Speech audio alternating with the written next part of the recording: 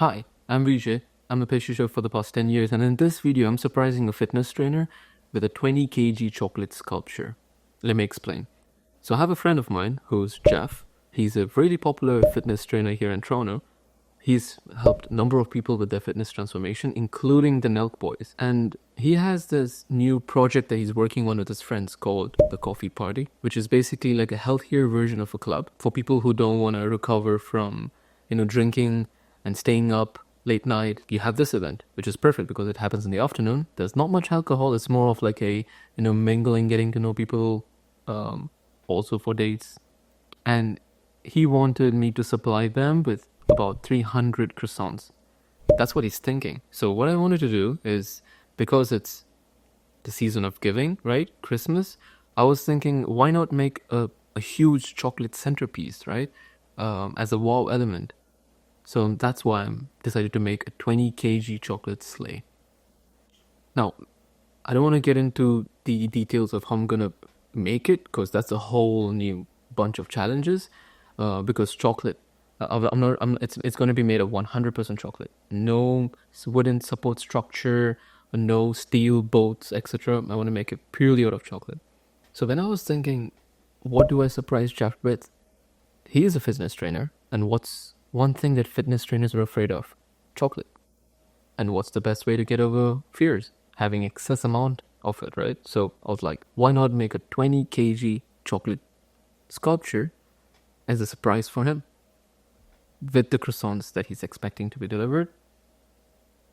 Now, when it comes to making chocolate sculptures, the thing a lot of people don't realize is that there is no instructions that comes with it. So when I think about, let's say, hey, I want to make a chocolate sleigh, right?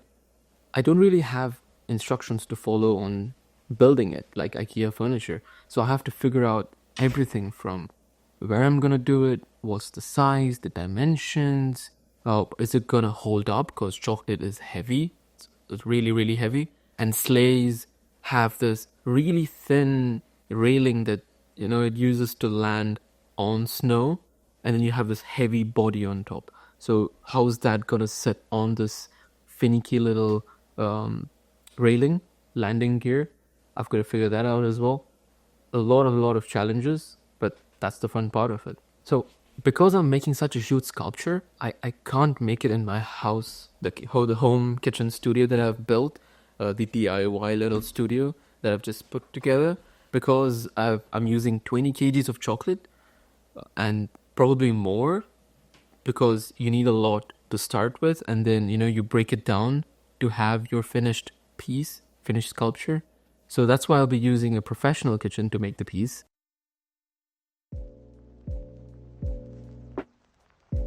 So to start off the showpiece, this latte sleigh, I'm bringing my dark chocolate at the moment.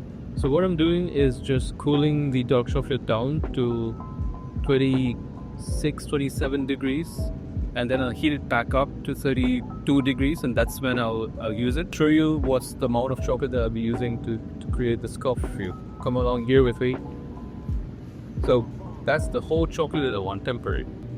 The chocolate that was cooling down on the table, I just checked its temperature. It's at 27 degrees, which is what I'm looking for. I have already warm chocolate in the bowl here. So I'm just collecting everything that I have on the table into the bowl. So I'll heat everything up in this container to 32 degrees, which is where the chocolate's tempered. And that's when I'll transfer it into the big bowl. I'm adding the tempered chocolate into my bigger amount of chocolate that I just melted, which is at 32 degrees. So then that way I have a bigger quantity of tempered chocolate without tempering all of it. I like to have a bowl on the side which I call a chocolate garbage bin. It's not for throwing away chocolate, but it's more for me scraping pieces of chocolate that I have, because I don't want pieces of chocolate into my nicely tempered chocolate. So whenever I have like already set pieces like that, I don't want to mix it in because it's not going to melt. Instead, I'll put it into my chocolate garbage bowl. After I'm done washing, I can remelt this chocolate. So I've got the tempered chocolate that you just made, right? And I have a big marble slab here. That's fine. I want the slabs of chocolate that I'm making to be super flat. So hence I'm using the slab that I got. I have these two bars which I'm using as guidelines. So what I'm going to do is pour the chocolate onto the marble and then spread it out using the bars as guidelines so I have an even thickness of a big sheet of dark chocolate, from which then I'm going to cut out my pieces. So once the slab is semi-set, almost like Play-Doh like consistency, I'm going to place the stencils that I've got, this one, that one, and these stencils. I'll place it onto the slab of chocolate and start cutting out the pieces, which then later on you move on to the next step of cleaning the pieces up, sticking them together, and etc. Along with that, with the same tempered chocolate, I'm also going to make 2 cubes here. I've got baking paper on the inside and clay film at the bottom.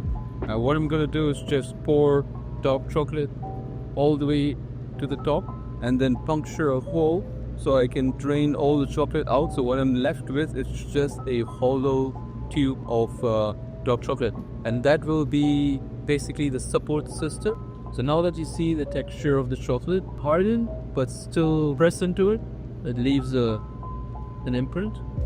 That's a really good stage that I want to start cutting quickly before it completely hardens. So this piece here is the bottom of the sleigh, the gold part.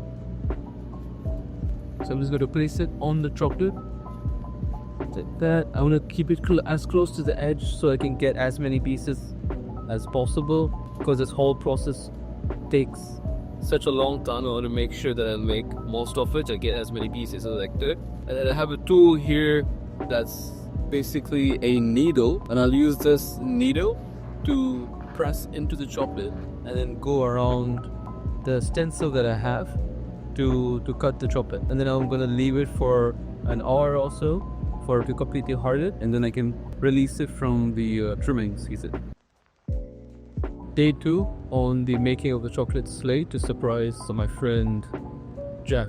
It looks very similar to day 1. That's because I have to temper the chocolate again. That's what happens when I don't have the tempering machine with me.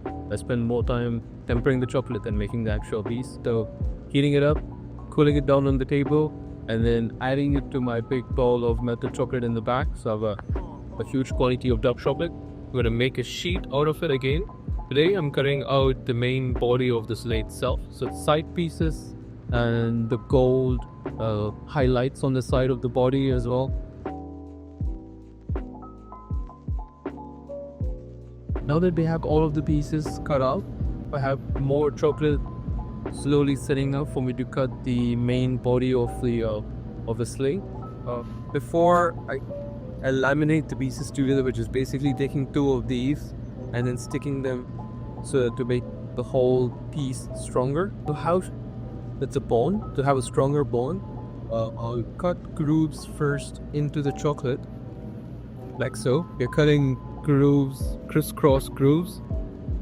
I'm going to blowtorch the surface of the chocolate just to melt slightly just the top skin of it, and then I'll cut more tempered chocolate on top, and I'll do that to the same duplicate piece of the 2 pieces, and that's going to help achieve a stronger core, and I end up sticking both pieces together. So I've got tempered chocolate and a blowtorch got it. So we'll stick these 2 pieces here together.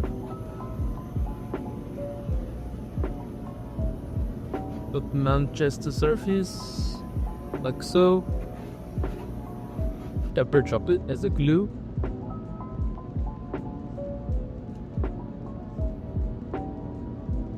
Then I'm just going to place this piece over the duplicate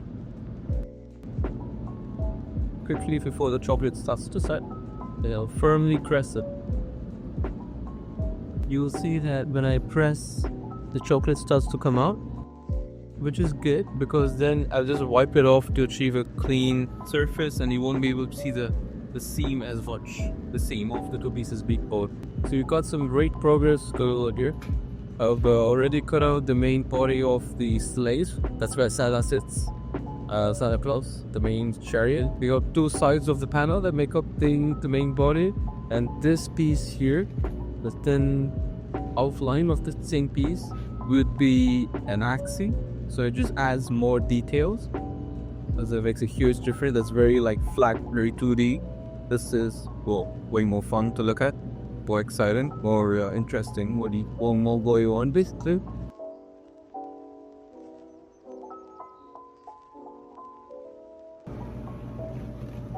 Monkeys.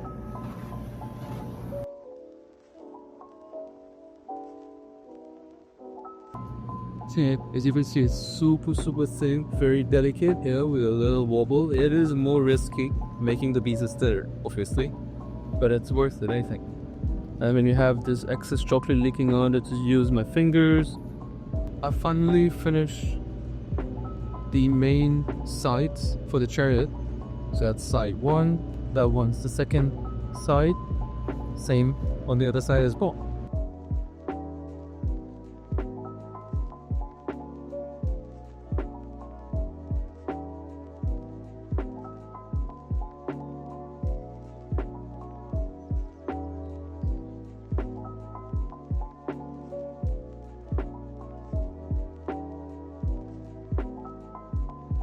I've got the 2 pieces of the sleigh standing against the few chocolate boxes just to help hold it in place. What I'm doing here is basically positioning my connectors, separators, for the 2 slides of sleigh.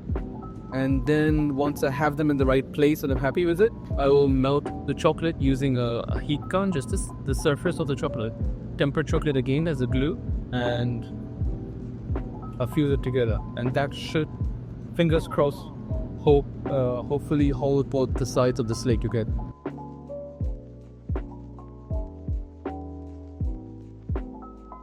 After a very stressful moment, I've managed to glue the sleigh piece together. So that's the base. I think it's hard enough to lift it up. There you go. So that's the sleigh piece. It's the landing gear basically, right? So you might be thinking, usually where's the seat for Santa? Oh, it's right here. It's not done yet. I still have to, it's very shabby looking, so to clean it up, polish it with a sponge, make it nice and smooth. Let's see if it fits on top. Okay. It is quite thin, so I don't know if it's gonna hold the weight. That'll be good. Yep. Yep. Ta-da! So I'm just gonna polish it down, make it really smooth, but I'm not gonna spray it in any color because, well, I want it to look like it's made of chocolate, and what better way to do that than keeping it the color of chocolate, right? But I want it to be clean and smooth and pretty looking, but I'll leave it chocolate colored in order to, at first glance, I don't want to think, oh, what is that? Is it chocolate? Is it wood? Yeah, I really like the color of chocolate.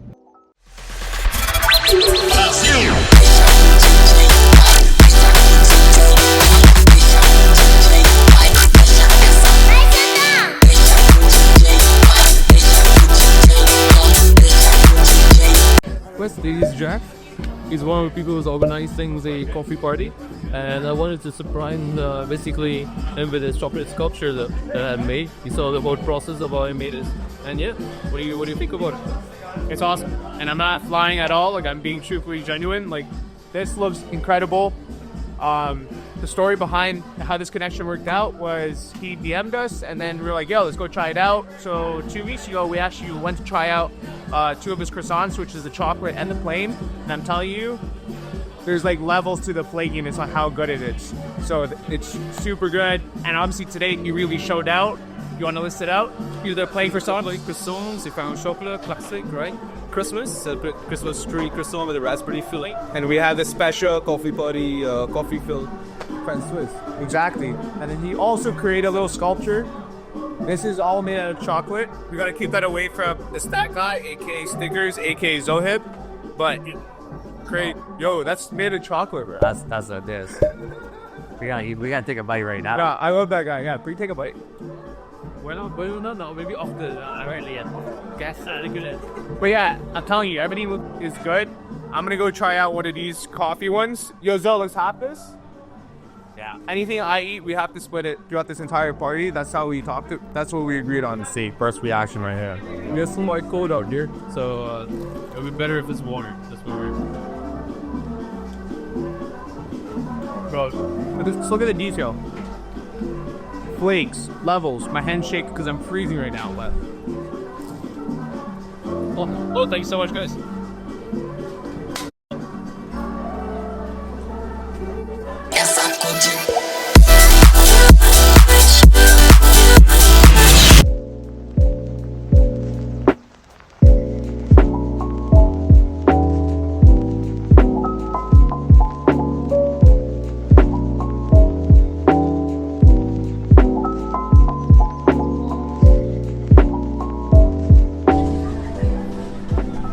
Hey Vijay, so how was the event for you?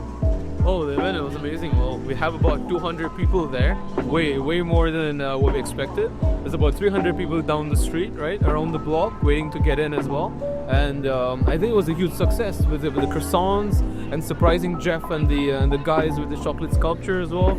I think next month when they have the coffee party, I'm gonna do another chocolate sculpture for sure. Or something huge. So one more thing I want to ask, like, what was the biggest review you got from the people that came here today? Well, I mean, mainly they love the croissants, right? Super flaky, fresh, and they were really surprised with the chocolate sculpture. They didn't think it was made of chocolate in the first place. They thought it was wood. But yeah, it was super fun. Awesome. Until the next time.